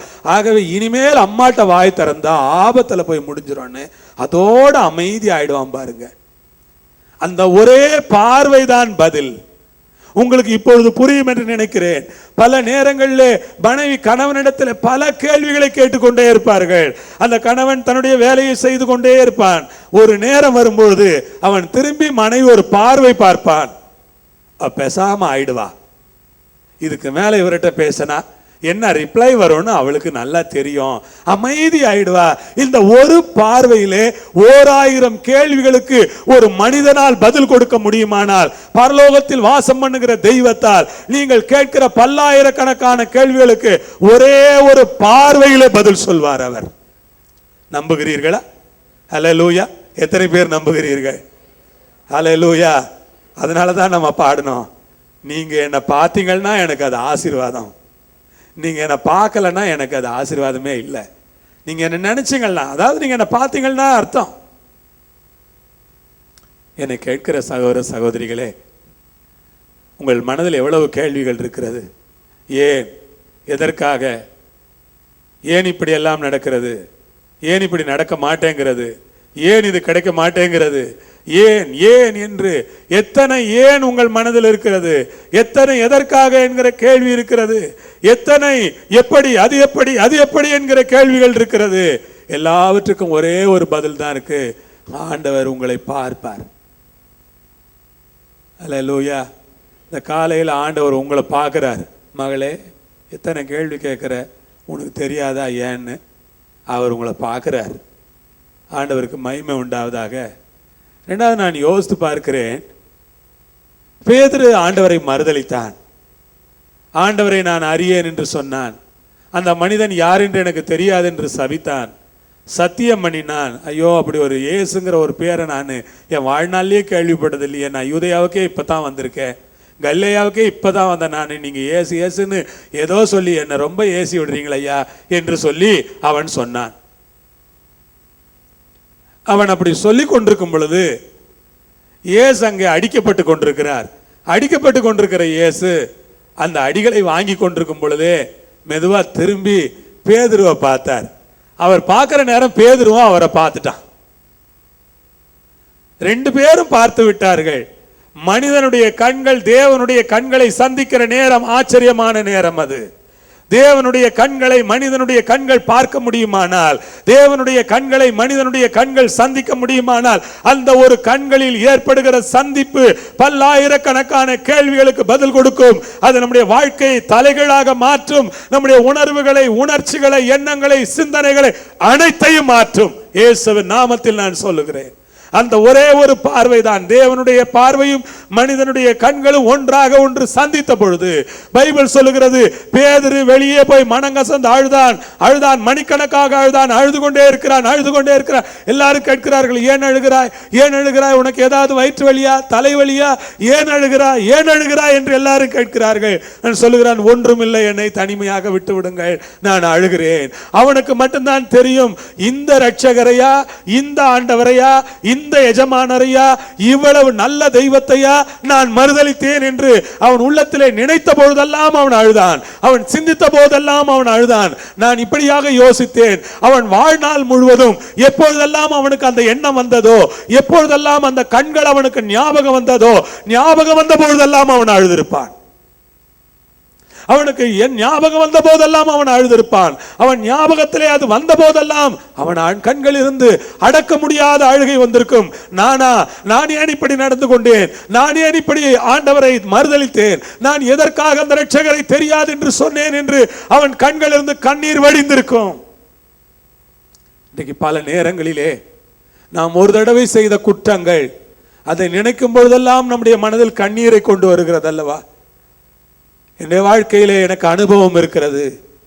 ஒரு சில தடவைகள் ஆண்டவருடைய வார்த்தைகளை மீறி நடந்த சம்பவங்களுக்காக அதை எண்ணும் போதெல்லாம் கண்கள் கலங்கும். அதை நினைக்கும் பொழுதெல்லாம் கண்களில் இருந்து கண்ணீர் வரும். அதை வெளியே சொல்ல முடியாது, அதற்கு வார்த்தைகள் இல்லை. ஆனால் அதை உள்ளத்திலே ஞாபகம் வரும் பொழுதெல்லாம் கண்கள் கலங்கும். ஏன் தெரியுமா? நாம் கிறிஸ்துவுக்குள் இருப்பதனால் நம்முடைய உள்ளமும் உணர்வுகளும் மிருதுவாக இருக்கிறது. அந்த உள்ளமும் உணர்வுகளும் மிருதுவாய் இருப்பதனாலே, கொடூர மனது நமக்கு இல்லாமல் இருப்பதனாலே, நம்முடைய தவறுகள் ஞாபகம் வரும்பொழுதெல்லாம் கூடவே கண்ணீர் வருகிறது. அதே போலத்தான் பேதுரு மனங்கசந்து அழுது கொண்டிருக்கிறான். பைபிள் சொல்வது, ஆண்டவர் அவனை நோக்கி பார்த்தார். நான் ஒரு திருச்சபையிலே ஒரு சிறு பையனாக நான் ஊழியத்திற்கு பயிற்சி பெற்றுக் கொண்டிருந்தேன். அந்த ஊழியத்திற்கு பயிற்சி பெற்றுக் கொண்டிருந்த பொழுது ஒரு நாள் நல்ல இரவு தரிசனம் எனக்கு வந்தது. அந்த ராத்திரி நான் அமைதியாக தூங்கி கொண்டிருந்த ராத்திரியிலே நான் ஒரு வயல் நிலத்தில் இருந்தேன். 60 நிலக்கடலை நிலம். அது ஒரு கிரவுண்ட் நட், வேர்கடலை விதைக்கப்பட்டிருக்கிற நிலம். நன்றாக வேர்கடலை வளர்ந்திருக்கு, செடி வளர்ந்திருக்கிறது. அதற்கு மத்தியிலே நான் நின்று கொண்டிருக்கிறேன். அந்த பக்கத்திலே வயல்கள் இருக்கிறது, இந்த பக்கத்திலே வயல்களுக்கு சுற்றிலும் வயல்கள் இருக்கிறது. அதற்கு மத்தியிலே நான் நின்று கொண்டிருக்கிறேன். இப்பொழுது அங்கே ஒரு மனிதன் அப்படியே வருகிறார். அந்த மனிதனை பார்த்த பொழுது எனக்கு என்ன பேச வேண்டும் என்றே தோன்றவில்லை. அந்த மனிதன் ஒரு வேட்டி உடித்திருக்கிறார். ஒரு சாதாரண மனிதர், ரொம்ப சிம்பிளாக வருகிறார். அந்த மனிதரை பார்த்த பொழுது நான் அவரிடத்தில் ஒன்றுதான் கேட்டேன். அவரிடத்தில் எதுவுமே பேசவில்லை. நான் அவரிடத்தில் ஒன்றை கேட்டேன். ஆண்டவரே, இந்த நிலத்திற்கு கிருபை செய்யக்கூடாதா? நான் தேவனிடத்தில் ஒன்றுதான் கேட்டேன். ஆண்டவரே, இந்த நிலத்திற்கு கிருபை செய். அவர் ஆண்டவர் என்று எனக்கு தெரியாது. ஆனால் என்னுடைய வாயிலிருந்து என்னை அறியாமலே வார்த்தைகள் அந்த சொப்பனத்திலே வந்தது. ஆண்டவரே, இந்த நிலத்திற்கு நீர் கிருபை செய்யக்கூடாதா என்று நான் கேட்டேன். நீங்கள் நம்புவீர்களோ இல்லையோ, அவர் பதில் ஒன்றுமே சொல்லவில்லை. என்னை அப்படியே பார்த்தார். எனக்கு விளங்கி விட்டது. அவர் எனக்கு என்ன சொன்னார் என்பதை நான் புரிந்து கொண்டேன். நிச்சயமாக கிருபை செய்வேன் என்பது அவருடைய பார்வையிலிருந்து எனக்கு தெரிய வந்தது. அவர் பதில் ஏதும் சொல்லவில்லை. அப்பொழுதுதான் நான் புரிந்து கொண்டேன், கர்த்தர் ஒரு மனிதனை நோக்கி பார்க்கும் பொழுது, அந்த மனிதனும் அவரை பார்க்கும் பொழுது அவனுக்கு அது புரிந்துவிடும், எல்லாமே புரிந்துவிடும். இயேசுவை நீங்கள் பார்த்தால், இயேசு உங்களை பார்த்தால், உங்களுக்கு புரியாததுன்னு ஒண்ணுமே இருக்காது. உங்களுக்கு எல்லாமே புரிந்துவிடும், எல்லாம் புரிந்துவிடும். எத்தனை பேர் நம்புகிறீர்கள்? ஹல்லேலூயா. ஆண்டவர் அவனை நோக்கி பார்த்தார். 1000 கேள்விகளுக்கு அவனுக்கு பதில் கிடைத்தது. அவனிடத்தில் ஏராளமான கேள்விகள் இருந்தது. ஆண்டவர் இப்பொழுது அவனை பார்த்து சொல்லுகிறார், கர்த்தர் நான் வாசிக்கலாமா? அதற்கு அடுத்த வசனத்திலே நாம் பார்க்கிறோம், அப்பொழுது கர்த்தர் அவனை நோக்கி பார்த்து, உனக்கு இருக்கிற இந்த பலத்தோடே போ, நீ இஸ்ரவேலை மீதியானியரின் கைக்கு நீங்களாக்கி ரட்சிப்பாய், உன்னை அனுப்புகிறவர் நான் அல்லவா என்றார். கர்த்தருக்கு மகிமையும் கனமும் உண்டாவதாக. ஆண்டவர் என்ன சொல்லுகிறார்? உனக்கு இருக்கிற இந்த பலத்தோடு, இந்த அறிவோடு, இந்த ஞானத்தோடு, உனக்கு இருக்கிற இந்த சிறிய சக்தியோடு, உனக்கு இருக்கிற அந்த சிறிய பலத்தோடு நீ போகும்படியாக கர்த்தர் இந்த காலை வேளையிலே உங்கள் ஒவ்வொருவருக்கும் சொல்லுகிறார். நம்மில் பலரும் என்ன சொல்லி கொண்டிருக்கிறோம் தெரியுமா? நான் இன்னும் அதிகமாய் தெரிந்து கொள்ள வேண்டும், இன்னும் அதிகமாய் அறிந்து கொள்ள வேண்டும், இன்னும் அதிகமாய் படித்து நான் தேர வேண்டும், இன்னும் நிறைய காரியங்கள் எனக்கு புரியவில்லை, எல்லாம் எனக்கு புரிய வேண்டும். ஒரு பழமொழி இருக்கிறது, நான் அதை சொல்லுகிறேன். அந்த பழமொழியை நீங்கள் புரிந்து கொண்டால் எல்லாவற்றையும் புரிந்து கொள்வீர்கள். அந்த பழமொழி சொல்லுகிறது, நான் கேட்கிறேன் மறந்து போகிறேன், நான் பார்க்கிறேன் ஞாபகம் வைத்துக் கொள்கிறேன், நான் செய்கிறேன் புரிந்து கொள்கிறேன். நான் கேட்கிறேன் மறந்து போகிறேன், நான் பார்க்கிறேன் ஞாபகம் வைத்துக் கொள்கிறேன், நான் செய்கிறேன் புரிந்து கொள்கிறேன். இதை நீங்கள் புரிந்து கொள்ள முடிகிறதா? கேட்கிற பல செய்திகளை நாம் மறந்து விடுகிறோம், ஆனால் பார்க்கிற சில காட்சிகள் நம்முடைய ஞாபகத்தில் இருக்கிறது. ஆனால் எதை நாம் செய்கிறோமோ அதை கடைசி வரை நாம் மறக்கவே மாட்டோம். அது நம்முடைய ஞாபகத்தில் இருந்து கொண்டே இருக்கும். ஏனென்றால் அதை நாம் செய்கிறோம். அதைத்தான் உங்களுக்கு நான் சொல்லுகிறேன், நீங்கள் கேட்கிறவர்களாக பார்க்கிறவர்களாக அல்ல, உனக்கு இருக்கிற இந்த பலத்தோடு போகிறவர்களாக மாறுங்கள். நீங்கள் புறப்பட்டு போங்கள். ஆண்டவர் சொன்னார், நீங்கள் புறப்பட்டு போய் சகல ஜாதிகளை சீஷராக்கி பிதா குமாரன் பரிசுத்த ஆவியின் நாமத்தில் அவர்களுக்கு ஞான ஸ்நானம் கொடுத்து நான் உங்களுக்கு கட்டளையிட்ட யாவையும் அவர்கள் கை கொள்ளும்படி அவர்களுக்கு உபதேசம் பண்ணுங்கள். ஆண்டவர் சொன்னார், நீங்கள் புறப்பட்டு போங்கள், சகல ஜாதிகளையும் சீஷராக்குங்கள். என் அன்பு சகோதர சகோதரிகளே, நீங்கள் புறப்பட்டு போவீர்களா? உங்களுக்கு முன்பாகத்தான் இந்த கேள்வியை வைக்கிறேன். கர்த்தர் சொல்லுகிறார், கிதியோனிடத்தில் சொன்னது போல, மானே மகளே, உனக்கு இருக்கிற இந்த பலத்தோட போ, உன்னை அனுப்புகிறவர் நான் அல்லவா என்றவர் சொல்லுகிறார். உன்னை அனுப்புகிறவர் எவ்வளவு பெரியவர் என்று உனக்கு தெரிந்திருக்குமானால் இன்னொரு பலம் உனக்கு தேவையில்லை. உன்னோடு வருகிறவர் மாபெரும் பலவான், உன்னோடு வருகிறவர் வல்லமை நிறைந்தவர், சர்வத்தையும் படைத்தவர், அண்ட சராசரங்களின் ஆண்டவர். அவர் உன்னோடு வரும்போது அந்த பலம் உனக்கு போதாதா? இன்னும் பலம் வேண்டுமா? உள்ளம் என்ன சொல்ல வேண்டும் தெரியுமா? போதும் ஆண்டவரே, நீர் என்னோடு வந்தால் போதும். அல்லேலூயா. அந்த பலத்தை கொண்டு நான் எவ்வளவு பெரிய காரியம் வேண்டுமானாலும் செய்து விடுவேன். அப்பா உமக்கு ஸ்தோத்திரம், உமக்கு மகிமை உண்டாவதாக. வேளையிலே நான் உங்களுக்கு ஒன்றை நான் சொல்லட்டுமா? 15வது வசனம் சொல்லுகிறது, என் ஆண்டவரே, இஸ்ரவேலை நான் எதனால் ரட்சிப்பேன்? இதோ மனாசேயில் என் குடும்பம் மிகவும் எளியது, என் தகப்பன் வீட்டில் நான் எல்லாரிலும் சிறியவன் என்றார். ஆண்டவர் கிதியோனை பார்த்து, நீ யார்? உன் குடும்பம் எப்படிப்பட்டது? உன் தகப்பன் வீட்டில் உன்னுடைய நிலை என்ன? இதையெல்லாம் கேட்டாரா? கிதியோன் நீ யாரப்பா கேட்டாரா? நீ யார் என்று அவருக்கு தெரியும். நீ யார் என்று அவருக்கு தெரியும். உன் குடும்பம் எங்கே இருக்கு என்று கேட்டாரா? இல்லை, கேட்க வேண்டிய அவசியம் இல்லை. உன் குடும்பம் எங்கே இருக்கிறது? உன் குடும்பம் எப்படிப்பட்டது? இந்த சமுதாயத்திலே உன் குடும்பத்துக்கு இருக்கிற செல்வாக்கு என்ன, அல்லது உன் குடும்பத்திலே இருக்கிற உன் குடும்பம் இருக்கிற கடைசி நிலை என்ன, எல்லாவற்றையும் ஒருவர் அறிந்திருக்கிறார். அது மாத்திரமல்ல, உன் குடும்பத்தில் உன்னுடைய பொசிஷன் என்ன, அதையும் அவர் கேட்க விரும்பவில்லை. எல்லாம் ஒருவருக்கு தெரியும். எல்லாம் தெரிந்த ஒருவர் உங்களையும் என்னையும் பார்த்து சொல்லுகிறார், மானே மகளே, உனக்கு இருக்கிற இந்த பலத்தோட போ. ஆனால் அவன் என்ன கேட்கிறான், என்ன சொல்லுகிறான்? என் ஆண்டவரே, உமக்கு தெரியாதா நான் எப்படி ரட்சிப்பேன்? என்னால் எப்படி ரட்சிக்க முடியும்? அதாவது நிறைய நேரங்களில் மற்றவர்கள் செய்கிறதை வேடிக்கை பார்ப்பது சுலபம், ஆனால் நாமே அதை செய்வது கடினம். மற்றவர்கள் செய்கிறதை வேடிக்கை பார்த்து நாம் சொல்லலாம், என்ன பெருசா செஞ்சாங்க இவங்க, நல்லா ஒன்றும் செய்யவில்லை என்று சொல்லலாம். ஒரு சண்டே ஸ்கூல் லீடர் இருக்கிறார், சண்டே ஸ்கூல் டீச்சர் இருக்கிறார்னு வச்சுங்க. சண்டே ஸ்கூல் டீச்சர் சுமாரான டீச்சர், அவளை ஒன்றும் சரியா வராது அந்த டீச்சருக்கு, ஏதோ ஒன்று சுமாரா சொல்லி கொடுக்குது. உங்களை சண்டே ஸ்கூல் டீச்சரா போடலாமா? நீங்கள் சிறந்த டீச்சராக செயல்படுவீர்கள் தானே? சொல்லுவாங்க, அந்த கேர்சல் லீடருக்கு ஒண்ணுமே தெரிய மாட்டாங்குது, அவரு வளர்றாரு, பேசுறதையே பேசிக்கிட்டு இருக்கிறாரு, திரும்ப திரும்ப அதையே சொல்லிக்கிட்டு இருக்கிறாரு, அந்த கேர்சல் லீடருக்கு ஒரு பாட்டு கூட வர மாட்டாங்குது. சொல்லுகிறது சுலபம். நீங்கள் கேர்சல் லீடராக செயல்படுகிறீர்களா?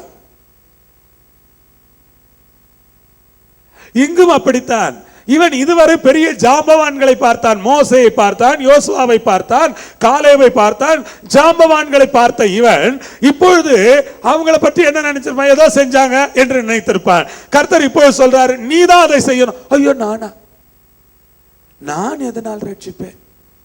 என் குடும்பம் மனாசேயில் ரொம்ப சின்ன குடும்பம், உங்களுக்கே தெரியுமே. நான் எங்க வீட்டுல எல்லாரும் வீட்லயே கடைக்குட்டி நான் தான், சின்ன பையன் நான் தான். இந்த கடைக்குட்டி பையனை போய் கூப்பிடுறீங்களே நீங்க, நல்லா இருக்குமா? என்ன எல்லாம் செல்லமா வளர்த்துட்டாங்க, எனக்கு ஒண்ணும் தெரியாது. ஏதோ கொஞ்சம் தைரியமா இங்க வந்து கொஞ்சம் கோதுமையை வீட்டுக்கு எடுத்துட்டு போலான்னு வந்திருக்கிறேன், எனக்கு அவ்வளவுதான் தெரியும், என்னை விட்டுருங்க, நான் இங்க இருந்து ஓடி விடுகிறேன் என்று அவன் சொல்லுகிறான். ஆண்டவர் என்ன சொல்றார் தெரியுமா? சில நேரங்களில் நாம் எல்லாம் மற்றவங்களெல்லாம் குறை சொல்லிட்டு இருப்போம் பாருங்க, நம்மளை தான் பிடிச்சி இதை செய்ப்பா அப்படின்னு கொடுத்துருவார் நம்ம கிட்ட. யாரையும் செய்யறவங்களை குறை சொன்னீங்க, ரெஸ்பான்சிபிலிட்டி யாருக்கிட்ட வரும்? உங்ககிட்ட வரும். Praise the Lord. Hallelujah, hallelujah. கர்த்தருக்கு மகிமை உண்டாவதாக. நீங்க சில நேரங்களில் எந்த ரெஸ்பான்சிபிலிட்டி எடுத்துக்கவே கூடாது தூரமா போய்கிட்டே இருக்கீங்களோ, அந்த ரெஸ்பான்சிபிலிட்டியை கர்த்தர் உங்ககிட்டயே கொண்டுகிட்டே வருவார். மகளே, நீ ரொம்ப தூரம் போனா கூட நான் கூடயே வந்து உன் கையில அந்த ரெஸ்பான்சிபிலிட்டியை கொடுக்கிற வரைக்கும் உன்னை விட மாட்டேன்னு கொடுத்துருவார். அல்லேலூயா. கர்த்தர் உங்களை ஆசீர்வதிப்பாராக. நான் உங்களை பார்த்து கேட்கிறேன், இந்த உலகத்தை கலக்கினார்களே, விசுவாசத்தில் வாழ்ந்து மாபெரும் விசுவாச செயல்களை செய்த தகப்பன்மார்கள் இருக்கிறார்களே, அந்த மாபெரும் தகப்பன்மார்களை கேட்டு பாருங்க. இந்த உலகத்தில் இருக்கிற இன்றைக்கு இருக்கிற ஆவிக்குரிய தகப்பன்மார்கள், பால்யாங்கி சோபாக இருக்கட்டும், அல்லது நம்முடைய நாட்டில் இருக்கிற ஃபாதர் பெர்க்மென்ஸாக இருக்கட்டும், வேறு யாராக இருக்கட்டும், அவங்கள போய் கேட்டு பாருங்க, உங்க வீடு எவ்வளவு பெருசு சொல்லுவாங்க. அதை ஏன்பா கேட்குறேன், என் வீட்டுக்கு அதையெல்லாம் உனக்கு எதுக்கு? என்னை பற்றி இப்போ என்ன இருக்கு அதை பற்றி வேணா பேசுகிறேன் கேளப்பா. என் வீட்டுக்கு அதையெல்லாம் கேட்டீங்கன்னா நீ இங்கே வரக்கூட மாட்டேன்னு சொல்லுவாங்க. Price the Lord. சில நேரங்களிலே அப்படிப்பட்ட நிலைமையிலிருந்து தான் தேவன் தலைவர்களை தெரிந்தெடுக்கிறார். ஹல்லேலூயா. சில நேரங்களில் அங்கே இருந்தால் எளியவனை குப்பையிலிருந்து எடுத்து, சிறியவனை புழுதியிலிருந்து எடுத்து அவனை உயர்த்தி ராஜாக்களோடு பிரபுக்களோடு அவனை உட்கார செய்கிற தேவன் இந்த தேவன். அப்படிப்பட்ட தேவனை நீங்கள் ஆராதிக்கிறபடியினால் உங்கள் உள்ளத்திலே நீங்கள் என்ன சொல்ல வேண்டும் தெரியுமா? எனக்கு ஒரு நம்பிக்கை இருக்கு, இவர் சொன்னார்னா கட்டாயமா அது நடக்கும், நான் இஸ்ரவேலை ரட்சிக்க முடியும்னு அவர் என்ன பண்றாரு சொல்றாரு என்று அவன் நம்ப வேண்டும். கர்த்தருக்கு மகிமை உண்டாவதாக. சில நேரங்களிலே மக்கள் என்ன நினைக்கிறார்கள், சில பொறுப்புகளை சில தலைமைத்துவங்களை ஏற்றுக்கொள்ள மக்கள் முன்வராமல் இருப்பதற்கு சில காரணங்கள் என் மனதில் இருந்தது, அதை சொல்லுகிறேன். அவங்க சொல்லுவாங்க, பாஸ்டர் எனக்கு வேண்டாம் பாஸ்டர். ஏன் பிரதர் வேண்டாம்? சிஸ்டர் சொல்லுவாங்க, ஐயா எனக்கு வேணாம், அந்த பொறுப்பு வேணாம். ஏன் சிஸ்டர் வேணாங்கிறீங்க? இல்லையா, என்னால் எல்லாரோடையும் அட்ஜஸ்ட் பண்ணி ஒத்து போக முடியாதுயா, அங்கெல்லாம் ஒரே பாலிட்டிக்ஸாக இருக்குயா, எல்லாரும் ஒரு மாதிரி பாலிட்டிக்ஸ் பண்ணுறாங்கய்யா அப்படின்னு சொல்லுவாங்க. Price the Lord. அப்போனா நீங்கள் உங்களுக்கு மட்டும்தான் தலைவராக இருக்க முடியும். நீங்கள் 4 பேருக்கு தலைவர் ஆக வேண்டுமானால் எல்லா பாலிட்டிக்ஸும் அங்கே இருக்கும். மனுஷங்க 4 பேர் கூடினால் அங்கே 8 கருத்துக்கள் இருக்கும் குறைந்தபட்சம். 4 பேர் கூடினால் எத்தனை கருத்துக்கள் இருக்கும்? 8 கருத்துக்கள் இருக்கும். அப்ப ஒருத்தருக்கு 2 கருத்து குறைஞ்சபட்சம் இருக்கும். இப்படி செய்யலாம், இல்லைன்னா அப்படியும் செய்யலாம். ஒருத்தருக்கே 2 கருத்து இருக்கும். அப்ப ஒவ்வொரு இடத்திலேயும் 2 கருத்துக்கள் இருக்கும். 4 பேர் இருக்கிற இடத்துல 8 கருத்துக்கள் இருக்கும் பொழுது 400 பேர் இருக்கிற இடத்துல 4000 பேர் இருக்கிற இடத்துல எத்தனையோ கருத்துக்கள் இருக்கத்தான் செய்யும். அங்கே நீங்கள் தேவன் உங்களை ஏற்படுத்தும் பொழுது அங்கே ஜபத்தோடு கூட ஒரு தலைவராய் நீங்கள் செயல்படுவதுதான் தேவனுடைய திட்டமாக இருக்கிறது. இன்னைக்கு நிறைய பேரால் அது முடிகிறது இல்லை. என்னால் இதெல்லாம் சமாளிக்க முடியாது பாஸ்டர். அப்போ உங்களுக்கு எங்கே தெரியுமா உங்களை தலைவராக வைக்கலாம்? உங்களுக்கு மட்டும் உங்களை தலைவராக வச்சிடலாம். நீங்கள் எல்லாம் தலைவர்கள் தான். யாருக்கு சொல்லுங்க? உங்களுக்கு மட்டும். நான் ஒரு தலைவன் தான். யாருக்கு? எனக்கு மட்டும் நான் ஒரு தலைவன் தான். Price the Lord. மற்ற இடத்துல என்னால் ஒன்றும் பண்ண முடியாது. கர்த்தருக்கு மகிமை உண்டாவதாக. 16வது வசனத்திலே கர்த்தர் என்ன சொல்றாருன்னு படிங்க. அதற்கு கர்த்தர், நான் உன்னோடே கூட இருப்பேன், ஒரே மனுஷனை முறியடிப்பது போல நீ மீதியானியரை முறியடிப்பாய் என்றான். இப்ப கர்த்தர் என்ன சொல்றாருன்னா, அவனுடைய மனநிலையை கர்த்தர் புரிஞ்சுக்கிட்டார். அவனுடைய சந்தேகங்களை எல்லாம் ஆண்டவர் புரிஞ்சுக்கிட்டார். எல்லாவற்றையும் புரிஞ்சுக்கிட்டு ஆண்டவர் சொல்றாரு, ஒரே மனுஷனை முறியடிக்கிற மாதிரி நீ மீதியானியரை முறியடிப்பாய். உங்களுக்கு அது புரியுதா? அந்த இடம் மீதியானியர் எப்படி இருந்தாங்க இது அவனால நம்ப முடியாதுங்க. நீங்க சில நேரங்களில் பைபிளை படிக்கும் பொழுது அதனுடைய இன்னொரு முகத்தை படிக்க வேணும். 5வது வசனம் எடுத்துங்க. அவர்கள் தங்கள் மிருக ஜீவன்களோடும் தங்கள் கூடாரங்களோடும் வெட்டுக்கிளிகளைப் போல திரளாய் வருவார்கள். அவர்களும் அவர்கள் ஒட்டகங்களும் எண்ணி முடியாததா இருக்கும். இந்த பிரகாரமாக தேசத்தை கெடுத்துவிட அதிலே வருவார்கள். மிருக ஜீவன்களோடும் கூடாரங்களோடும் வெட்டுக்கிளிகளைப் போல திரளாய் வருவார்கள். அவர்களும் அவர்கள் ஒட்டகங்களும் எண்ணி முடியாததா இருக்கும். யார்? மீதியானியர் திரளாய் வருவார்கள். அவர்களும் அவர்கள் மிருக ஜீவன்களோடும் அவர்கள் கூடாரங்களையும் கையில எடுத்துட்டு வருவாங்க. டென்ட்ஸ் எல்லாம் கூட எடுத்துக்கிட்டு வருவாங்க. தங்கறதுக்கு ரெடியா எல்லா எக்யூப்மெண்ட்ஸோட வருவாங்க. எல்லா ஆர்மர்ஸோட வருவாங்க. ரெடியா எல்லா போர் ஆயுதங்களையும் கையில எடுத்துக்கிட்டு வருவாங்க. பைபிள் சொல்லுகிறது, அவர்களும் அவர்களுடைய ஒட்டகங்களும் வெட்டுக்கிளிகளை போல திரளாய் இருக்கும்னா, எண்ணிக்கை கடங்காத ஒரு சேனை, ஒரு மாபெரும் சேனை, ஒரு பெரிய சேனை, எதிர்பார்க்க முடியாத அளவுக்கு, எண்ணி பார்க்க முடியாத அளவுக்கு திரள் கூட்டம் நிறைந்த ஒரு சேனை அங்கே வருகிறது. கர்த்தர் சொல்றாரு, ஒரு மனிதனை முறியடிப்பது போல நீ மீதியானியரை முறியடிப்பாய். இது எப்படி நம்ப முடியும்? நீங்களே சொல்லுங்க. ஒரு ஆளை அடிக்க முடியுமான்னு கேட்டிருப்பாரு ஆண்டவர் கிதியோன்ட்ட. ஏதோ கஷ்டப்பட்டு ஒரு ஆளை சமாளிச்சு நான் என்ன பண்ணிடுவேன், அடிச்சிருவேன் அப்படின்னு சொல்லியிருப்பான் அவன். இப்போ நம்மள்ட்ட கேட்குறாருன்னு வச்சுங்களேன், என்கிட்ட கேட்குறாருன்னு வச்சுங்களேன், ஒரு ஆளை அடிக்க முடியுமா? அது கூட முடியாதுன்ட்டு இருப்பேன் நான். நீர் எதுக்கு என்னை வம்பில் கொண்டு போய் விடுறீரு? நான் அவனை அடிக்க, அவன் என்னை அடிக்க, நான் அவன்கிட்ட அடி வாங்குறதுக்கு எனக்கு என்ன பலனாக இருக்குது, அதனால அதெல்லாம் நம்மளால் முடியாது அப்படின்ட்டு இருப்பேன். ஆனால் அவன் ஒரு பலசாலியாக இருந்திருக்கணும் நிச்சயமா. அவங்கிட்ட கேட்கிறாரு ஆண்டவர், ஒரு மனுஷன் அடிக்க முடியுமா உன்னால? பார்க்கலாம், அது வேணா சமாளிக்கலாம், எப்படியாவது அடிச்சு பிடிச்சி கொஞ்சம் சமாளிச்சு நிக்கலாம் ஆண்டவர். அப்படியா? அப்படின்னா நான் உனக்கு ஒரு ப்ராமிஸ் பண்றேன், ஒரு மனுஷனை முறியடிக்கிறது மாதிரியே நீ மீதியானியரை முறியடிச்சிருவ, உனக்கு நான் அதுக்கான பலன் கொடுக்குறேங்கிறாரு ஆண்டவர். அல்லேலூயா சொல்லாமா? அல்லேலூயா. உங்களுக்கு முன்னால இருக்கிற சேலஞ்சு பெருசா இருக்கலாம், உங்களுக்கு முன்னால் இருக்கிற பிரச்சனை பெருசா இருக்கலாம், உங்களுக்கு முன்னால் இருக்கிற ஆட்கள் ரொம்ப பலசாலிகளா திரளானவர்களா இருக்கலாம். கர்த்தர் உங்களை பார்த்து என்ன கேட்கிறாருன்னா, ஒரு ஆளை சமாளிக்க முடியாது உன்னால? சமாளிச்சிடலாம் ஆண்டவர் எப்படினாலாம், அதே மாதிரி உன்னை நான் சமாளிக்க உனக்கு பலன் கொடுக்குறேங்கிறார். நம்புறீங்களா கர்த்தரை? அல்லேலூயா. 100 பிரச்சனையை உங்களால சமாளிக்க முடியாம இருக்கலாம், ஒரு பிரச்சனையை உங்களால் சமாளிக்க முடியாது. ஒரு பிரச்சனை எல்லாம் சமாளிக்க முடியுங்கிறவங்க கை தூக்குங்க பார்க்கலாம். அல்லேலூயா. அது சமாளிக்கக்கூடியதா இருந்தால் தான் சமாளிக்க முடியும். அந்த ஒன்றும் சமாளிக்க முடியாத பிரச்சனையாக இருந்ததுன்னு வச்சுங்க, நம்ம எங்கே போய் சமாளிக்கிறது இல்லை.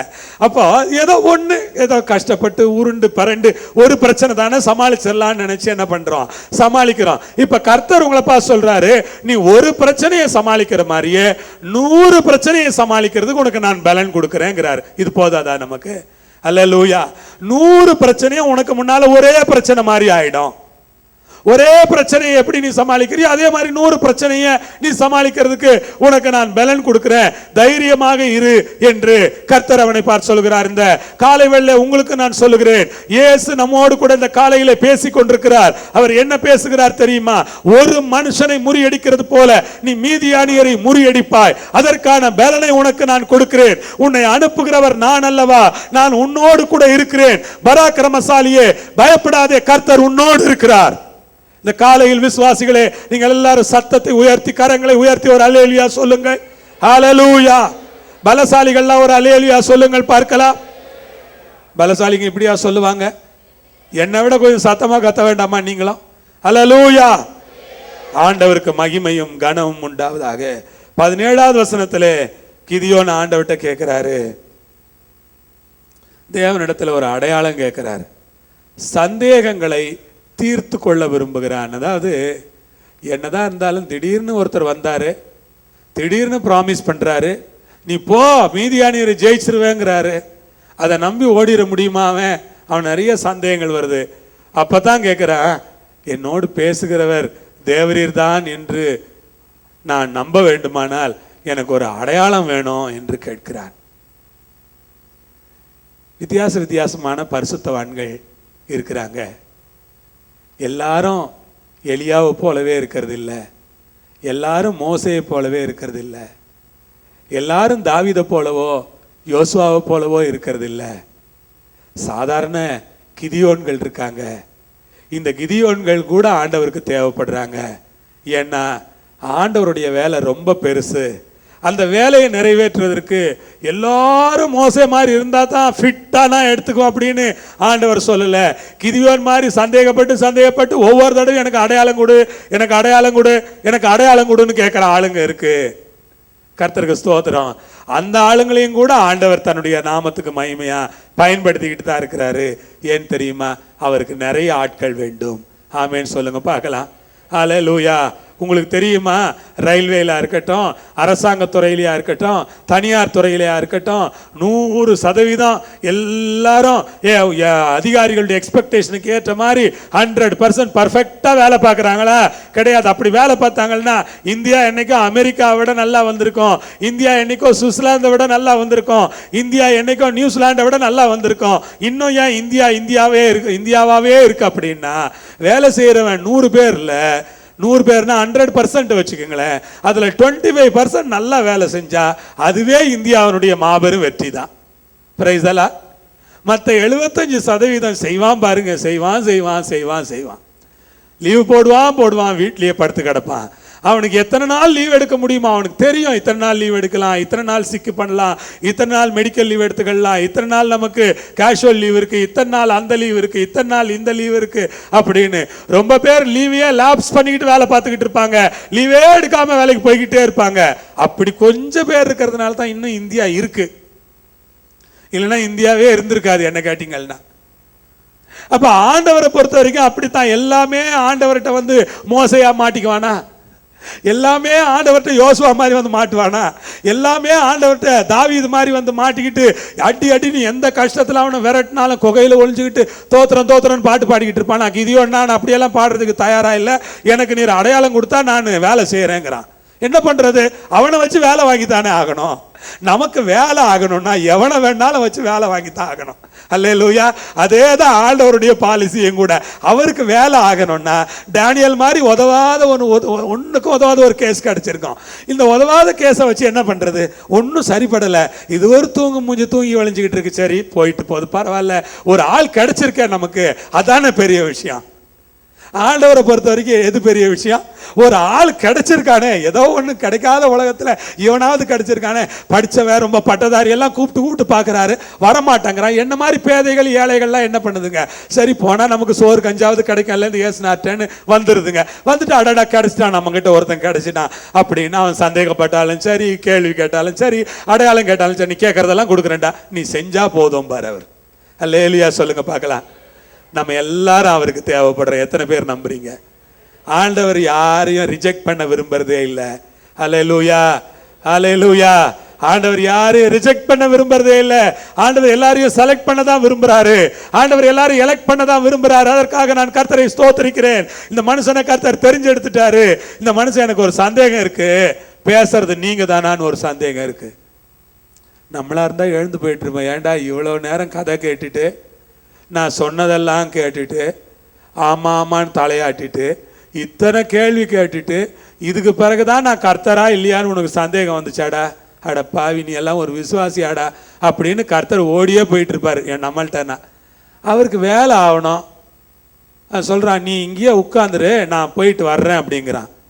என்னடா இவன் நம்மளையே உட்கார வச்சுட்டு போயிட்டானே, அவரே உட்கார வச்சுட்டான். இவன் நீ இங்கேயே இரு, நான் திரும்பி வருவேன், நான் வர்றதுக்குள்ள நீ போயிட்டியானா அதோட நம்ம கதை முடிஞ்சு டீல் எல்லாம் முடிஞ்சிடும். நான் வர்ற வரைக்கும் இருந்தேன்னா வேணா ஏதாவது அட்ஜஸ்ட் பண்ணி செய்யறேன் நான். பாருங்களேன் கர்த்தர்கிட்ட என்ன டீல் போடுறான் பாருங்க. நான் வர்ற வரைக்கும் நீ இங்கே இருப்பியா சொன்னா நீ போயிட்டு வாப்பா, நான் பத்திரமாக இருக்கிறேன். இது வரைக்கும் அவருக்காகத்தான் மக்கள் காத்திருந்து பழக்கம், இங்க அவனுக்காக அவர் காத்திருக்கிறார் பாருங்க. அதான் கர்த்தர். சில நேரங்கள்ல நம்ம அவரை புரிஞ்சுக்கிற வரைக்கும் நமக்காக அவர் காத்திருப்பார். நம்ம அவர் யாருன்னு விளங்கிக்கிற வரைக்கும் நமக்காக அவர் காத்திருப்பார். வெயிட் பண்றாரு கர்த்தர். இவன் உள்ள போயிட்டு அப்பதான் எல்லாம் ஆடுகிடெல்லாம் வெட்டி ரெடி பண்றான். ரெடி பண்ணிட்டு உள்ள இருந்து எட்டி எட்டி பார்க்கறான். அந்த ஆள் நிஜமான ஆளா இருந்தா இருப்பாரு, இல்லைன்னா இந்நேரம் போயிட்டு இருப்பாரு. எட்டி பார்க்கறான். அவனுக்கு தெரியும், அவனுக்கு சைடில் பார்க்கறதுக்கு தெரியாது. அவனுக்கு உள்ள சின்ன ஜன்னல் வச்சிருந்திருப்பான். அந்த கூடாரத்துல ஜன்னல் வழியா எட்டி எட்டி பார்க்கறான். உட்காந்துருக்கிறாரா அவர் அம்மா உட்காந்துட்டு இருக்காரு. என்ன இன்னும் போக மாட்டேங்கிறாரு இந்த ஆளு, நம்ம லேட் ஆனால் போயிடுவாருன்னு பார்த்தா அவர் உட்காந்துட்டே இருக்காரு, சமையல் பண்ணிகிட்டே இருக்கான். எட்டி பார்க்குறான், போனாரா இருக்கிறாரா, அவர் அப்படியே தான் இருக்கிறாரு. ஏதாவது மாற்றங்கிட்ட இருக்குதா, வேற மாதிரி ஆயிட்டாரா, உருவங்குருவம் மாறுதா, பார்த்துக்கிட்டே இருக்கான். அவர் அப்படியே உட்கார்ந்துருக்கிறாரு. ஏங்க ஒரு மனுஷன் சமைச்சு கொண்டு வர்றது குறைஞ்சது 3 மணி நேரம் ஆகாதுங்களாங்க. ஏன்னா இன்னைக்கு மாதிரி நீங்கள் உடனே போய் கேஸ் ஸ்டவ் பற்ற வச்சு அப்படியே குக்கர் எடுத்து வச்சு கடன்னு கறியை வேக வச்சு எல்லாம் செஞ்சிட முடியுமா? அன்னைக்கு எவ்வளோ டைம் எடுத்திருக்கோம். உட்காந்து சமைக்கிற வரைக்கும் இவர் பேசாமல் என்ன பண்ணிக்கிட்டு இருக்கிறாரு, உட்காந்துக்கிட்டே இருக்கிறாரு. சமைச்சு எடுத்துட்டு வந்த உடனே அவர் சொன்னார், இந்தா நீ கொண்டு வந்தெல்லாம் கொண்டு போய் அந்த கல் மேலே போடு அப்படின்னாரு. அவனுக்கு ஒன்றுமே புரியல. என்னடா இவ்வளோ நேரம் நம்மளும் சமைச்சு எடுத்துட்டு வந்தா அதை கொண்டு போய் எங்கே போடுங்கிறாரு. அது அந்த கற்பாறை மேலே போடு, எனக்கு வேண்டாம், அதை கொண்டு போய் போடு. கற்பாறை மேலே போட்டவன அவர் கோலை நீட்டி தொட்டாருங்க. அக்கினி கற்பாறையிலிருந்து எரிய ஆரம்பிச்சிச்சு. கர்த்தர் அந்த அக்கினியில ஏறி போயிட்டாரு. அவன் அப்படியே விழுந்து, ஐயோ நான் ஆண்டவரை பார்த்துட்டேன், நான் செத்தாலும் கூட செத்து போயிருவேன்ட்டு அவன் பயந்து நடுங்குகிறான்.